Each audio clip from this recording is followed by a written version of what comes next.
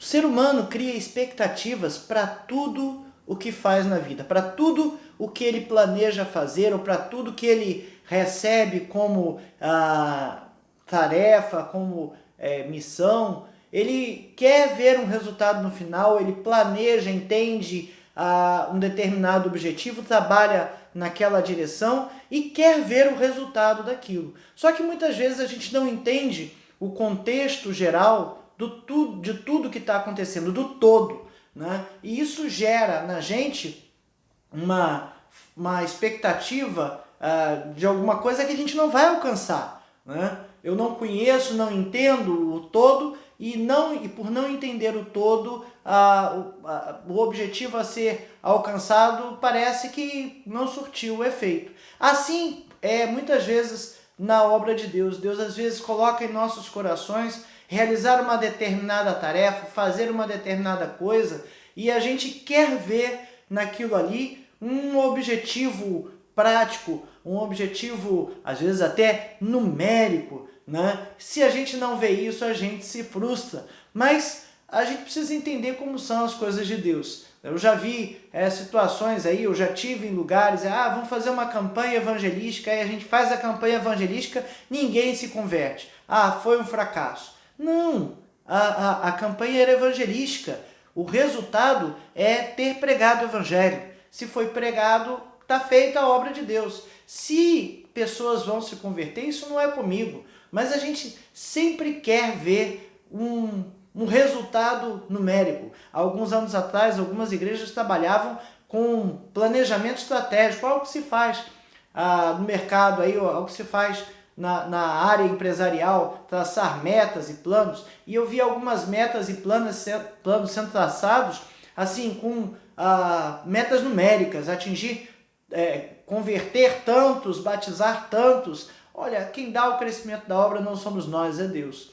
Só que, independente da gente até saber isso, os nossos corações sempre querem ver, o ser humano sempre quer ver um todo, algo sendo alcançado. Ou por vezes a gente faz uma determinada programação e a gente quer sentir um determinado reconhecimento daquilo. Isso gera, às vezes, frustrações. Reconhecimento na obra de Deus existe. Existem pessoas que gostariam e queriam ver um reconhecimento daquilo que fazem. E isso gera muitos problemas para essas pessoas. Mas não entende? Às vezes a pessoa até entende, a pessoa às vezes já tem uma maturidade, um estágio da sua vida que ele sabe dessas coisas, mas às vezes parece assim tão natural querer esse tipo de reconhecimento que não vir esse reconhecimento nos enche às vezes de um sentimento de ingratidão. Não que esse reconhecimento seja bom, eu acho até que em alguns casos ele é péssimo. Fazer alguma coisa e ouvir um engrandecimento do trabalho que eu fiz na obra de Deus, às vezes é péssimo, porque me desfoca daquilo que eu realmente tenho que fazer. Mas também não vindo, a gente se sente mal. Então é algo que a gente tem que aprender a lidar com isso. Mas, como nesse trimestre estamos estudando vários personagens que passaram por várias dificuldades e adversidades semelhantes, a gente vai falar hoje sobre Elias. Elias teve um sentimento desse, de uma obra que ele tinha realizado e não sentiu o reconhecimento que ele gostaria ou que ele acha que deveria sentir. Ele fez alguma coisa que achava que era o plano de Deus, olhando numa visão limitada, e o plano de Deus era muito maior, mas ele não conseguiu enxergar isso, não conseguiu enxergar o todo. E isso é um problema nosso. Muitas vezes a gente julga um determinado assunto, uma determinada situação, vendo uma parte do problema e não consegue enxergar o problema todo. No momento que eu não enxergo o problema todo, eu tomo decisões que não são acertadas. Mas Elias, ele foi um profeta e ele fez uma grande obra no reino de Israel. Israel vivia uma fase, por muitos anos, né? Israel viveu a idolatria, e no tempo do rei Acabe, ele o Israel tinha uma grande idolatria ao deus Baal. Era o deus da tempestade, da chuva e da fertilidade, né? E era moda. Eu vou dizer assim, moda porque todo mundo fazia, todo mundo prestava culto àquele Deus. Então foi algo que se espalhou por Israel. E Israel tinha o Deus vivo, mas estava aquela coisa ali com Baal. E Deus convocou a Elias, né, para que fosse lá confrontar essa idolatria do povo de Israel.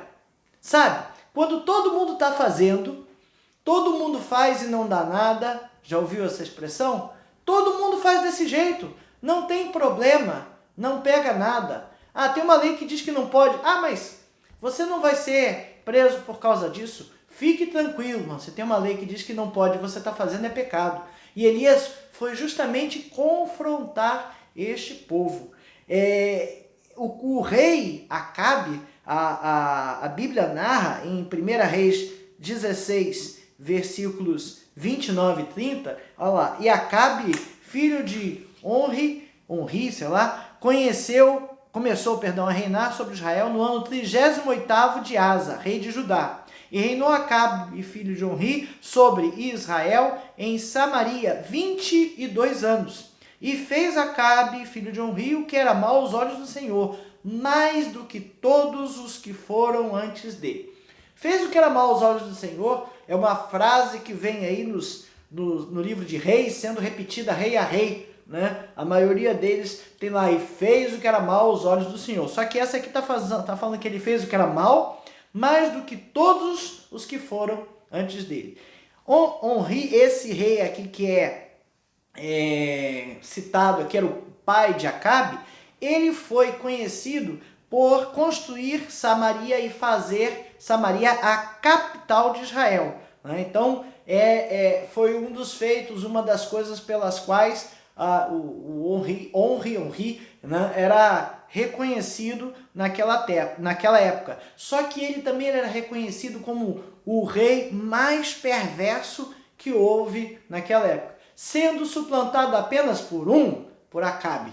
Então, seu filho foi pior do que ele. Além disso, Acabe era casado com Jezabel. Jezabel, ela era uma mulher dominadora e religiosa, né? E religiosa, ela era porta-voz dos deuses, entre aspas, Baal e Azerá. 1 Reis 18, 19 fala isso aí. Então, ela era como se fosse a profetisa, a sacerdotisa desses dois deuses. Baal, como eu falei ali, era o deus da tempestade, chuva e fertilidade, né? E os cultos, as práticas dos cultos a esses deuses envolviam práticas de prostituição cultual. Então, veja que talvez aos olhos do povo aquilo parecia até legal, né? Oh, que bacana, olha lá, não sei o que, vamos cultuar esse Deus aí desse jeito, porque, enfim, era a esposa do rei, o rei naquela época já tinha a unção do sacerdote, tinha essas coisas assim, né? Porque o período de reis veio depois do período de juízes, né? E o período de juízes já foi depois de um período ali que Moisés estava à frente do povo, e o povo começou a querer que Moisés, Josué, né? E depois começaram a ter juízes sobre o tempo, sobre as tribos, e o povo começou a pedir reis. E quando começou a época dos reis, os primeiros foram ok, e depois o negócio foi se desvirtuando. Mas de qualquer maneira, a gestão, vamos dizer assim, a administração de Israel era teocrática, e os reis, eles eram ungidos pelos sacerdotes. Então, talvez o povo conseguisse justificar aquelas práticas erradas desta forma. Mas tinha essa prática de prostituição cultual, né? e Samaria ficava a 13 quilômetros de Siquém, onde Elias nasceu. 13 quilômetros aí, dá umas 3 horas, 4 horas de caminhada, né? Se for um lugar um pouco pior, de repente mais 5 horas, dava para ir a pé, né? E 1 Reis 16:32 diz assim: levantou um altar a Baal na casa de Baal que edificara em Samaria, né? Então veja que Acabe, ele deu um impulso aí o culto a Baal. E aí no meio desse contexto, no meio de um povo cuja idolatria havia se espalhado, o pessoal buscando justificativa para fazer, é o que todo mundo está fazendo, o que tem. Eu falo muito, olha, quando você falar o que tem, desconfie. Porque se você falar o que tem, você está justificando, está tentando, buscando uma justificativa para algo que há uma dúvida em cima, que há uma discussão em cima. Então, olhe o problema todo, analise o problema todo, entenda o problema todo, para que você possa ter certeza da decisão de que você está tomando. Nesse contexto todo do culto a Baal, do culto a Zerá, né? E moda na capital, grande, população grande, geralmente as capitais sempre tem aquele ponto né, se tem as capitais como ponto de desenvolvimento, se alguma coisa acontece no estado, começa a acontecer pela capital, independente do estado, a capital do Brasil, então as coisas que acontecem lá acabam se espalhando pelo Brasil, a moda, a cultura, o jeito, né? Então, pela capital, Deus chama Elias e paga essa missão para ele. Olha, vai lá e fala que esse povo está todo errado, né? E Elias talvez não tivesse entendido, provavelmente não entendeu um propósito ou o que aconteceria naquele momento, né? Para lembrar aqui da história, Elias vai ele desafia os profetas de Baal e eles vão para o Monte Carmelo e fazem 2 altares, e como Baal era o deus da tempestade, fizeram um altar para Baal, um altar para Deus, e aí os profetas de Baal ficaram uma tarde e uma noite lá, pedindo, até o entardecer, né, se não me engano, pedindo a Baal que descesse fogo do céu, a gente chama de raio, né? Descesse o fogo do céu sobre aquela oferenda ali, aquela oferta no altar, e que queimasse. E nada aconteceu, e depois Elias orou a Deus, e Deus mandou o fogo do céu e consumiu o sacrifício a Deus, e Elias matou aqueles 450 profetas de Baal. Elias provavelmente entendeu que aquilo ali era o que ele tinha que fazer, e depois daquilo ali o povo estaria convencido de que estava errado e que voltaria a cultuar o Deus vivo, mas não foi o que aconteceu, né? E a coisa fugiu um pouco do controle, digamos assim, de Elias, na sua perspectiva, na sua visão, e ele se desesperou, né? E muitas vezes a gente olha a missão como um todo e acha que não tem capacidade de realizar, mas Deus não nos dá missões que não podemos realizar. Às vezes a gente acha que Deus deu uma missão que não podemos realizar porque a gente não consegue ver aquele resultado que a gente espera, mas o resultado que quem tem que esperar é Deus, e a gente tem que fazer a vontade dele. Esse talvez seja o grande problema.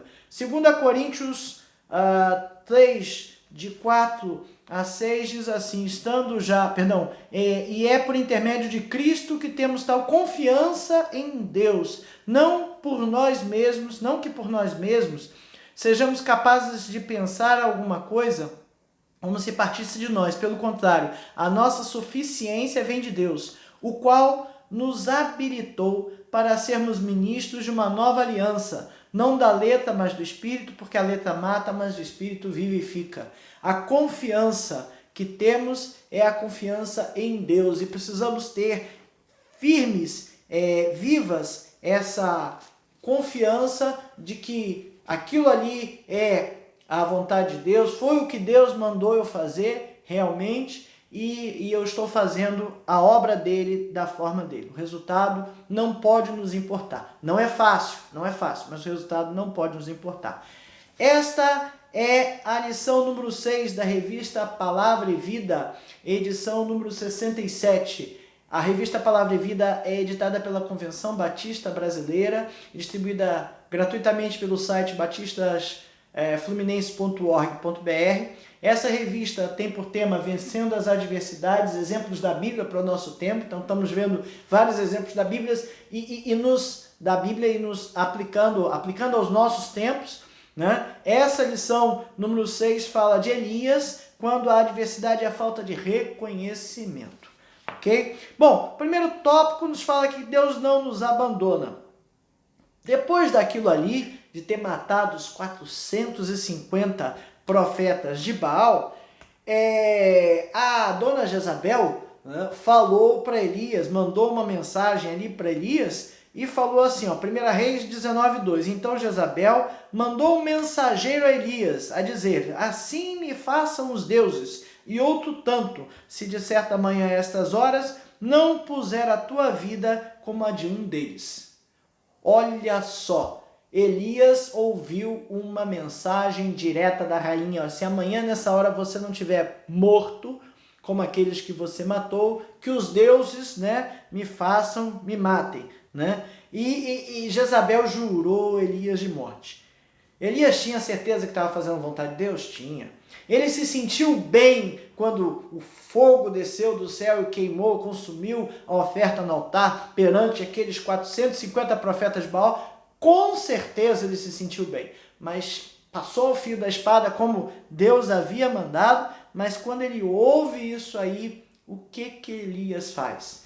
Ele dá no pé, ele foge, ele vai até Berseba. Berseba é o sul do território de Israel, naquela época era Israel e Judá. Então ele foi até o sul da região de Judá, e ali ele deixa o seu servo e caminha mais ainda em direção ao deserto. Ele anda mais um dia aí pode botar, sei lá, uns 20 quilômetros talvez, um pouco mais, né? Ele anda um dia e bastante deprimido. Lá, 1 Reis 19:4. Já basta, ó Senhor, toma agora a minha vida, pois não sou melhor do que meus pais. Já ele se sentiu um nada, ele se sentiu um fracassado, ele se sentiu um solitário. Por quê? Porque a rainha o ameaçou de morte. Ele matou 450 profetas de Baal e a rainha o ameaça de morte. Deus dá uma prova ali cabal, e nesse contexto todo ele teme a rainha, ao ponto de se sentir amedrontado, ao ponto de se sentir impotente, incapaz, solitário, né? Ele dá no pé, foge de lá, porque ele entendeu, pelo menos, que aquela história, né? A gente tem fé, mas você não tem fé. É muito fácil uma pessoa que está com tudo funcionando direitinho, está toda a vida bem, falar para alguém que sempre foi muito fervoroso, que está com um grande problema, né? Mas você não tem fé, né? É uma coisa fácil de falar, mas às vezes difícil de praticar. Não cobre isso aos outros. Por favor, pense 2 vezes antes de falar isso, né? Elias chegou num estado de depressão. Ele queria tirar a sua própria vida, mas para não tirar a sua própria vida, pediu a Deus que o fizesse. Já basta, Senhor. Chega, toma agora a minha vida, pois eu não sou melhor que os meus pais. Os pais dele eram de origem humilde, né? E ele achou que ele estaria numa posição ali privilegiada por ter feito aquilo ali, né? Talvez ele esperasse que depois de executar os 450 profetas de Baal, ele fosse reconhecido pelos seus feitos, né? Mas não, ele entrou num quadro de depressão, ouviu a rainha dizer, ouviu uma ameaça de morte da rainha, da dona Jezabel, e deu no pé. Né? Se eu ficar aqui eu vou morrer. A gente coloca às vezes as coisas numa perspectiva muito engraçada. Deus é melhor, Deus é maior, Deus é mais poderoso. Mas quantas vezes a gente corre do problema? Porque o problema é grande demais. A gente corre do problema porque não vai dar para resistir, não vai dar para passar por isso aí. Eu não consigo. Realmente eu não. Mas Deus consegue. Então a gente tem que ter esta atenção, tem que ter esta tranquilidade de entender que as coisas precisam ser colocadas na perspectiva correta. Mas muitas vezes a pessoa, num estado de depressão, num estado de estresse, não coloca na perspectiva correta. Elias aqui já teve uma outra revista aí que a gente estudou, que falava sobre depressão, e foi bem interessante. Estudamos vários personagens que entraram em depressão, um deles era Elias, essa situação de Elias realmente foi um estado de depressão. Gente, depressão é uma doença, é algo que pode acontecer, né? E ela precisa ser entendida e respeitada. Não adianta a gente demonizar, dizer que a pessoa está com demônio, com isso. Não é. Ela está com um problema, às vezes é um desequilíbrio químico no organismo, às vezes é desencadeada por um grande estresse, e a gente tem essas situações nas nossas vidas. Né? Quem nunca se sentiu só em momento algum da sua vida? Em algum momento a gente acaba se sentindo só. Temos o Consolador, é verdade, temos o Espírito Santo, mas às vezes a gente consegue dar mais atenção ao problema do que ao Deus que nós temos. Infelizmente, essas coisas acontecem. E Deus, conhecendo o coração de Elias, Deus não, digamos assim, o julgou, não foi severo com ele, não é isso? Não cobrou a confiança, muito pelo contrário, ele tratou ele de uma forma bem importante e interessante. Olha lá o que está em 1 Reis 19, de 5 a 9. Deitou-se e dormiu-se debaixo de um zimbro. Então Elias andou, e aí ele se entregou. O deprimido, quem está passando por depressão, se entrega, se larga, deita e não quer fazer nada, não tem vontade de fazer nada. Mas é o quadro da doença. E então Elias deitou-se e dormiu debaixo do zimbro. Eis que um anjo tocou-lhe e disse: levanta-te e come. Elias estava andando há 3 dias, mais 4, né? Estava cansado, estava com fome. Olhou ele e viu junto à cabeceira um pão cozido sobre pedras em brasa e uma botija de água. Comeu e bebeu e tornou a dormir. Voltou 2ª vez, o anjo do Senhor tocou-lhe e disse: levanta-te e come, porque o caminho te será sobremodo longo. Levantou-se, pois, comeu e bebeu. Com a força daquela comida, caminhou 40 dias e 40 noites até Horebe, o monte do Senhor. Então ele caminhou num ponto, e aí Deus mandou ele caminhar mais 40 dias e 40 noites. Foi longe, aí ele foi bem longe. Ali entrou numa caverna, procurou um estado local de abrigo, onde passou a noite. E eis que lhe veio a palavra do Senhor e lhe disse: que fazes aqui, Elias? Veja, Deus sabia que Elias precisava dormir, Deus sabia que Elias precisava comer, Deus sabia que Elias, por si só, no seu estado de depressão, não ia providenciar comida, não ia fazer nada. Então Deus mandou um anjo e o anjo fez ali um pão para ele, ali uma água, um negócio para ele se alimentar. Ele se alimentou, dormiu, descansou e seguiu. Deus tratou de Elias fisicamente e emocionalmente, né? Então é importante a gente perceber que o nosso Deus está atento às nossas necessidades. Ele conhece as nossas fraquezas. Ser fraco não é ser fraco, né? A gente busca não ser fraco, mas a gente vai ser fraco porque é da nossa natureza. Isso não é pecado. Deus conhece nossas fraquezas. Estou falando que é desculpa para pecar, de jeito nenhum. Estou falando que no ímpeto de realizar a vontade de Deus, eu não conseguir em algum determinado momento, por uma fraqueza minha, Deus sabe, Deus conhece. E Ele tem condições de nos tratar.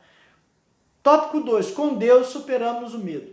A impotência do Deus Baal, como provedor da chuva e fogo, mostrou naquele momento o verdadeiro Deus, que é capaz de dominar tudo. Elias não teve medo, não foram só 450 profetas de Baal, ele enfrentou 450 profetas de Baal, mas 200 profetas de Azerá. 950, ele contra 950.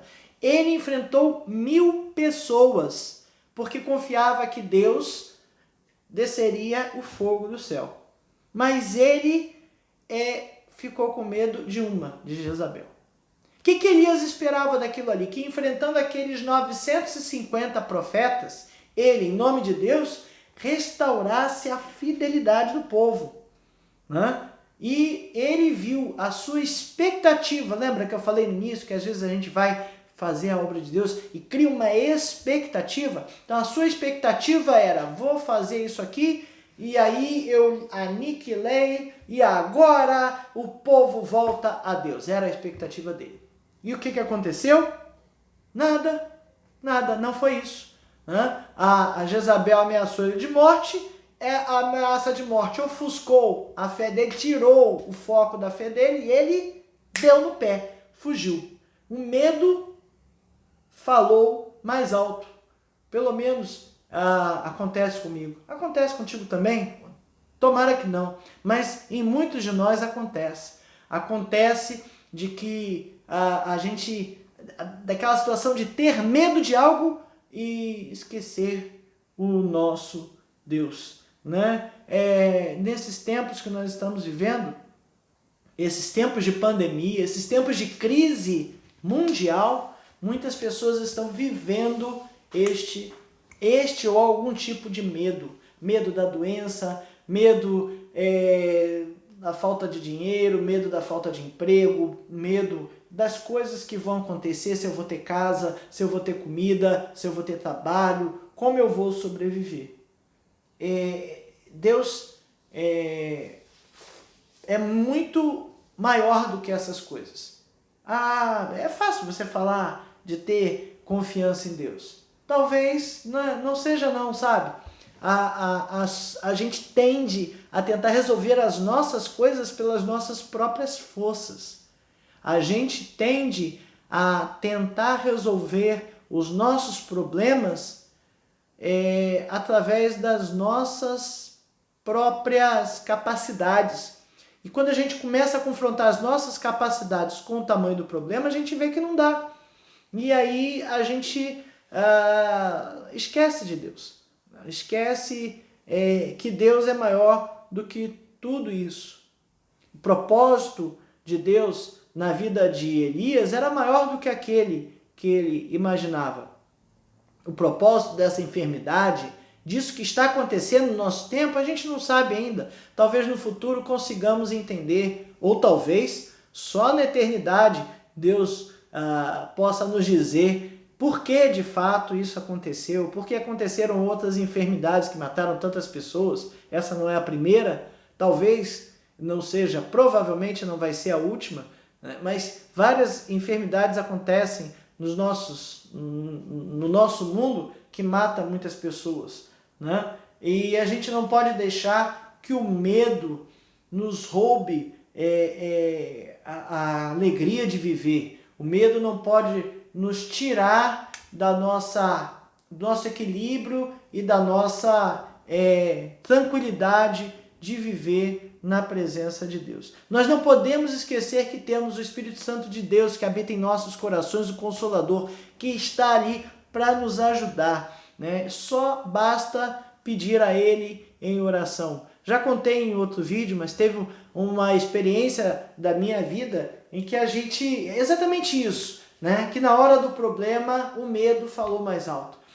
Vínhamos viajando, na época a gente morava em Brasília, vínhamos viajando de volta a Brasília e perto de antes de chegar em Cristalina, batemos o carro no pneu num buraco e a suspensão começou a parar. Eu tive que pular, né? Eu tive que parar o carro.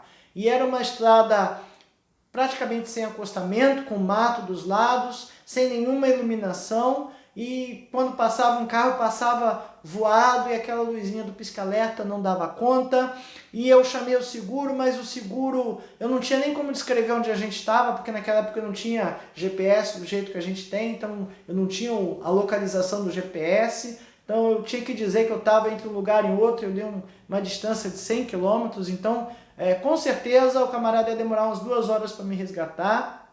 E cada vez que passava um carro voando ali, né, tirava o rente do carro, eu começava a estremecer, enxergando ali a situação de que poderia bater no nosso carro e matar a minha família toda, né? E ali o nervoso e o medo começou a tomar conta do meu coração, mais do que a fé que eu já tinha em Deus naquela época. E a minha esposa saiu do carro e orou comigo e me acalmou, né? E me aquietou o coração, e logo parou um caminhão. Ah, meu Deus, agora parou um caminhão. E o motorista era evangélico e parou para nos apoiar, e já era um pisca-alerta maior, uma iluminação maior, mais visível de longe, e ficou conosco ali até que o guincho chegasse. Deus mandou um anjo para estar conosco ali naquele momento. E a situação é exatamente essa, e é muito bom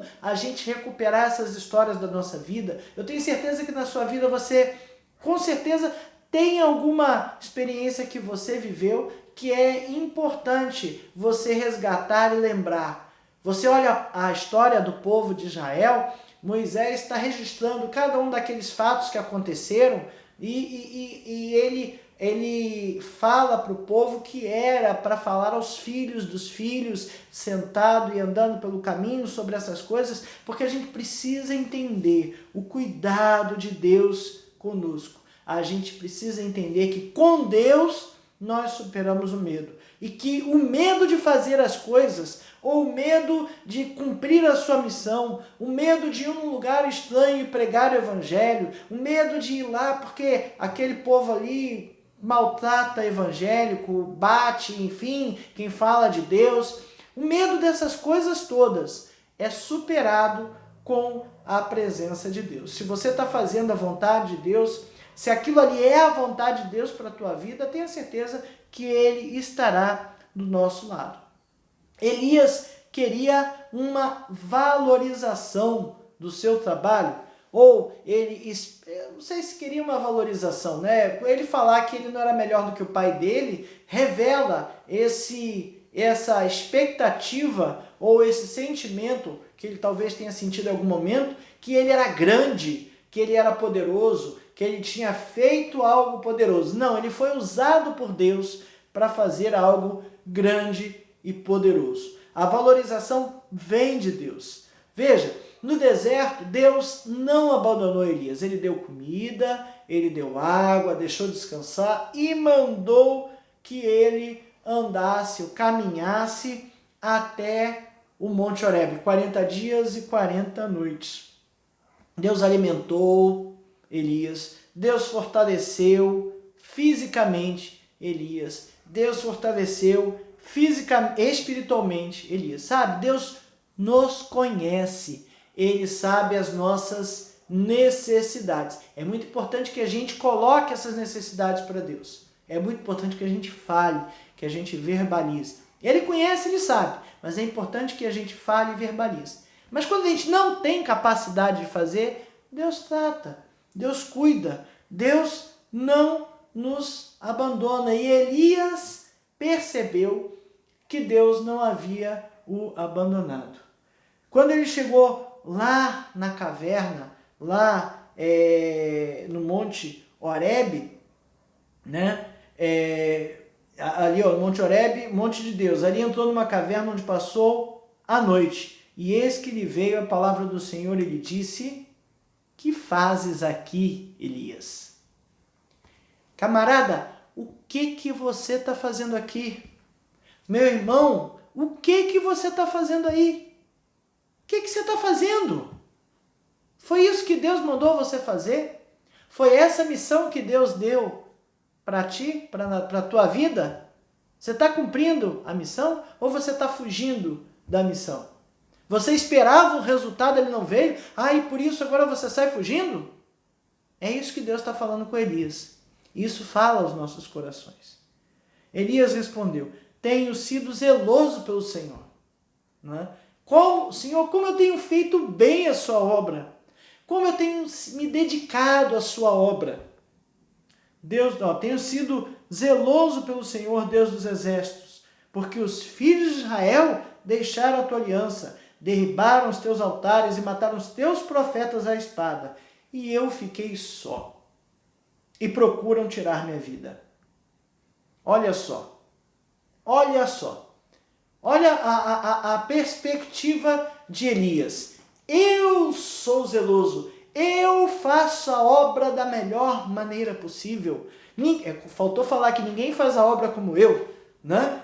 Ninguém sabe fazer tão melhor. E olha, é um desafio às vezes a gente trabalhar com equipes na igreja, porque às vezes tem um que é muito detalhista, muito chato nos detalhes, e tem outro que vê de uma outra forma, e você tem que casar essas coisas e tem que trabalhar em conjunto. Um tem que aprender com o outro, sabe? O detalhista, eu sou detalhista, eu sei disso, o detalhista tem que aprender com o camarada que tem o sentido prático das coisas, o que detalhe realmente vale a pena ou não, quanto tempo você está gastando que é desnecessário porque não vai surtir nenhum resultado.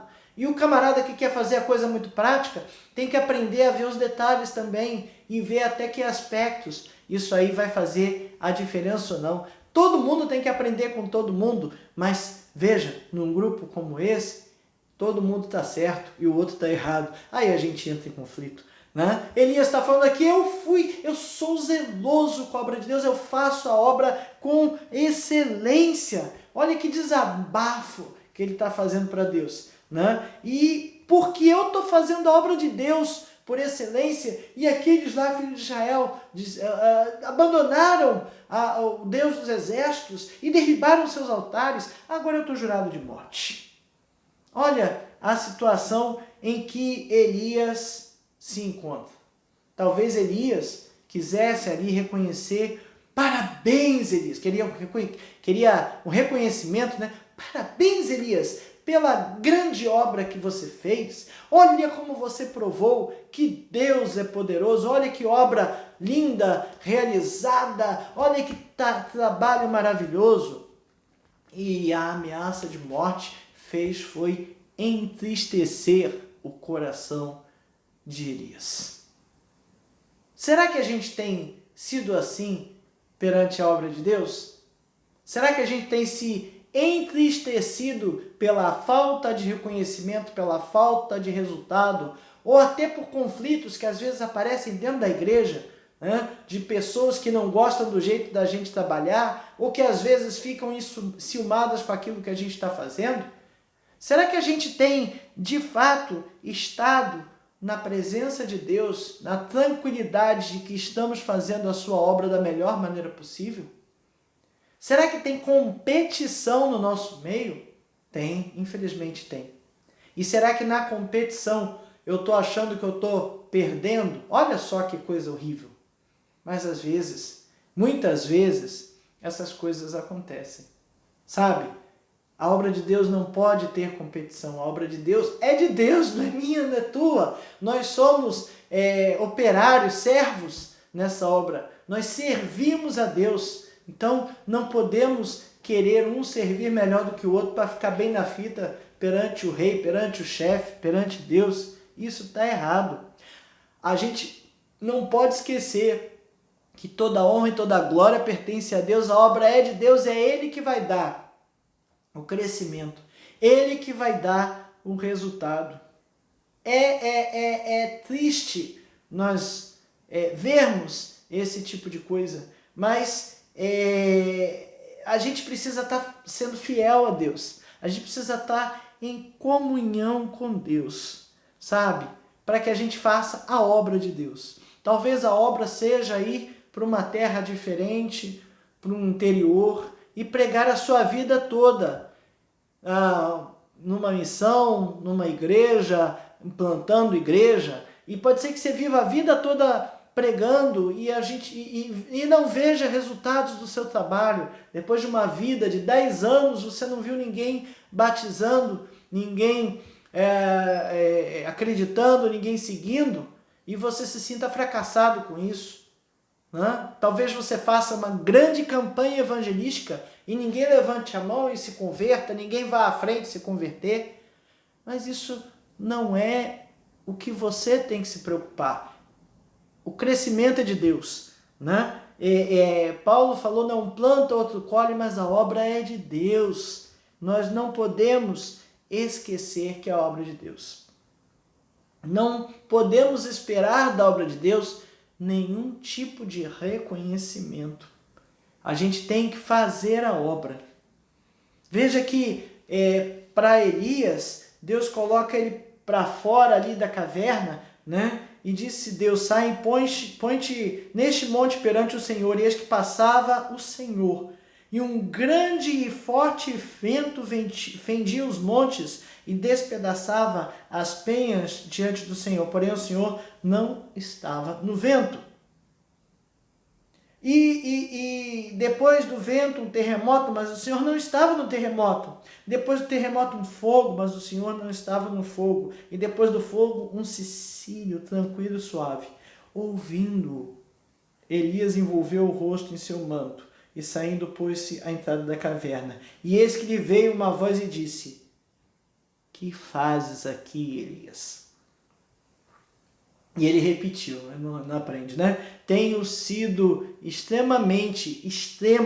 zeloso em extremo pelo Senhor, Deus dos exércitos, porque os filhos de Israel deixaram a sua aliança, derribaram seus altares e mataram seus profetas à espada, e eu fiquei só e procuram tirar minha vida. Disse o Senhor, vai, volta ao teu caminho para o deserto de Damasco. E chegando lá, o Jahazael, rei sobre a Síria, Jeú, filho de Ninsi, o Girás, rei sobre Israel, e também Eliseu, filho de Sefate, de Abel, Meolá, o Girás, profeta em teu lugar. Quem escapar à espada de Osael, Jeú matará. Quem escapar à espada de Jeú, Eliseu matará. Também conservei em Israel 7.000 todos os joelhos que não se dobraram a Baal, e toda a boca que não o beijou. Tinham 7.000 fiéis e Elias não conseguia vê-los, mas Deus conhecia. Deus sabia que tinha gente lá, que tinham pessoas fiéis. E o propósito de Deus para Elias era muito maior. Sabe, Elias fazia aquele trabalho com zelo, com excelência. Eu não estou dizendo que a gente não deve fazer o trabalho com zelo ou com excelência. Muito pelo contrário. Tudo quanto lhe vier à mão para fazer, faze conforme tuas forças. Faze com todas as suas forças. Esforça-se ao máximo para fazer da melhor maneira possível. É importante fazer isso. Mas a excelência do trabalho não é nossa. A excelência do trabalho é de Deus. Deus é que sabe a forma correta, a forma excelente de fazer e como o objetivo daquela obra vai ser realizada. Tem um pensamento aqui de Mário Sérgio Cortella, a excelência é fazer o melhor que eu posso com aquilo que eu tenho, até que eu possa ter ferramentas melhores para fazer melhor aquilo que eu já faço. Então porque eu dou uma boa aula de EBD, eu não vou estudar mais a Bíblia, eu não vou estudar mais nada, eu não vou estudar técnica de pedagogia, porque nem sei se eu dou uma boa aula de EBD, mas enfim, eu tenho que buscar mais. Eu tenho que aprender mais, eu tenho que aprender mais de Bíblia, eu tenho que aprender mais de técnica, eu tenho que aprender mais e mais e mais. Claro, eu tenho que buscar. E Deus há de ajudar a fazer aquilo que eu posso fazer da melhor maneira possível. Quantas vezes a gente já ouviu de pessoas que pregam o evangelho sem nem saber ler? Pessoas iletradas que pregam o evangelho e outras pessoas se convertem. Porque não sabe ler, Deus usa. Deus pode usar. Não é impeditivo. E aquela pessoa sem saber ler faz o melhor que ela pode fazer. Agora, a excelência é de Deus. E as ferramentas melhores para fazer, a gente pode buscar. Pode buscar aprender, pode buscar saber fazer, mas olha, aprender a fazer algo da melhor maneira possível não quer dizer que você vai obter resultados, porque o resultado não é teu, irmão. O resultado não é meu. O resultado é de Deus. A obra é de Deus e o reino é de Deus. Isso a gente não pode esquecer. Isso é importante ficar em nossos corações. Não podemos nos frustrar se não vermos reconhecimento, se não vermos, aliás, eu até prefiro não ver reconhecimento, eu até prefiro que não haja, né, um retorno, digamos assim, bom, é ruim. Não, eu gostaria de ver mais pessoas ouvindo a palavra. E é um motivo pelo qual eu faço o canal, porque é uma ferramenta que a gente tem para pregar, para espalhar a palavra de Deus, rompendo limites que a gente tinha no passado. Hoje a gente não tem. Hoje eu não preciso gastar não sei quantos mil reais para estar numa televisão, no rádio, fazendo pregando o evangelho no meio de difusão pública. A gente tem as redes sociais para isso. E a gente usa as redes sociais para isso. E graças a Deus pela pandemia, escute, entenda bem, que nos impulsionaram a pregar o evangelho também dessa forma. Não sei o que Deus queria nessa pandemia. E sei que muitas pessoas estão se sentindo impotentes perante os problemas que estão aparecendo, mas o nosso Deus é maior do que tudo aquilo que estamos vendo. Que Deus nos ajude a ver isso. Olha, a vitória obtida lá no Monte Carmelo não era por si só o objetivo, o foco daquilo que Deus estava realizando. Não era o todo, não era o tudo. Deus tinha algo muito maior. E a gente vê aqui no final, nesses últimos versículos que eu li aqui, que Deus tinha 7.000 pessoas escondidas ou guardadas ou reservadas que não se curvaram a Baal. E Elias viu aquele resultado ali no Monte Carmelo dos profetas mortos e ele se satisfez com aquilo. Ele achou que a missão estava cumprida e se deu por satisfeito. Mas Elias já tinha sido uma ferramenta de excelência no primeiro momento e ele precisava ser uma ferramenta de excelência depois.